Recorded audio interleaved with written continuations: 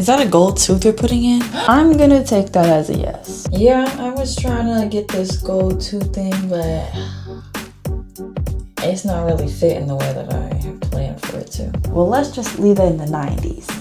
I was trying to be like Mickey and Nisi. In all honesty, I really wanted to like this movie. I really wanted to love this movie.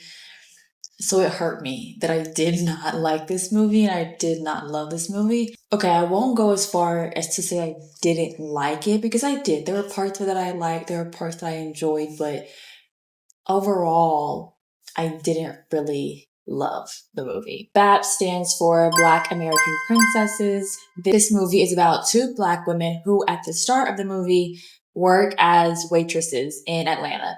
They have dreams of owning this business, and one of the characters, Nisi, she sees this opportunity to go to LA and potentially win a lot of money to afford their business. It takes some finagling, but eventually Mickey, Nisi's friend, hops on board and they save money, fly to LA, go to the opportunity. The opportunity doesn't go as planned, so now they have to pivot and figure out how they are going to make money and if they're going to have to just go back home broke. Another opportunity pops out of the blue, falls in their lap, and they go on this journey where Nisi pretends to be the granddaughter of this woman who worked for this rich billionaire, but also was a close friend to him. All of this is one big scheme. It's one big scam put on by the rich millionaire's nephew. I feel like the main reason I did not like the movie was because it felt so much like a movie. When I watch a movie, I want to be completely immersed in it. I want the movie to captivate me to the point that I feel like I am the main character, or at least the side character. I'm involved in the movie in some way, shape, or form. I want to feel like I'm feeling the same emotions. I'm going through the same experience with them, with the characters, and I'm journeying with them. For me, there's just an obvious distance between knowing that this is a movie and I'm sitting here watching a movie and being immersed in the movie. And I like to be immersed in a movie. I want to completely forget that I'm a real person living my own real life. I want to be in the screen. I want to be in the screen. I want to be with the characters. The pace of the movie is not right. I don't like it. And for this movie, it was slow. It dragged. Like, the beginning was really good for me. I was intrigued. I was curious. We were moving. Then we got to the middle and it got murky. The middle got murky. The middle got slow. I zoned out.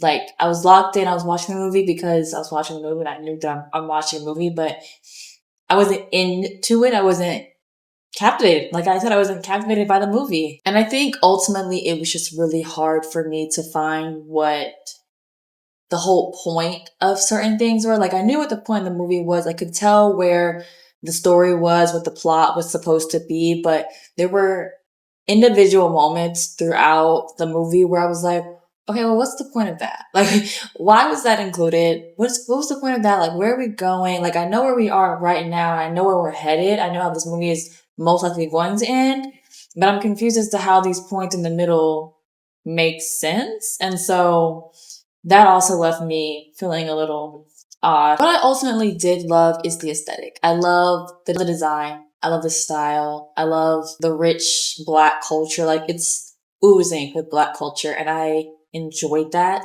I thought Halle Berry and Natalie Desselle-Reid were a dynamic duo. I was like, wow, like, they are a really great pair. I enjoyed them together. I'm also a sucker for good cameo moments. So seeing LL Cool J and seeing Bernie Mac, like, I love moments like that. And truthfully, I did like the story. I liked the underlying message and the underlying themes within it. What stood out to me the most was about Black womanhood and friendship and the need to have a ride or die friend in your life. Nisi had this wild dream and this wild plan to go fly out to LA. Mickey was right there with her. Even the whole business plan and idea that Nisi and Mickey had together was pretty wild and outrageous, and something that many people did, but most people would think is impossible. And like I said, many people did think was impossible. But they both were each other's support system. They were with each other through and through. They had each other's backs throughout the entire movie, and even when there were roadblocks, challenges, issues, they were in it together. And I think that speaks a lot to like the power of Black women friendships and the connection in between Black women and sticking together and supporting each other through and through. And when you win, I win. When I win, you win. And I love that. I think there also was a message in there about having the right people in your life and keeping the right people close to you, even if that means keeping your family at a distance.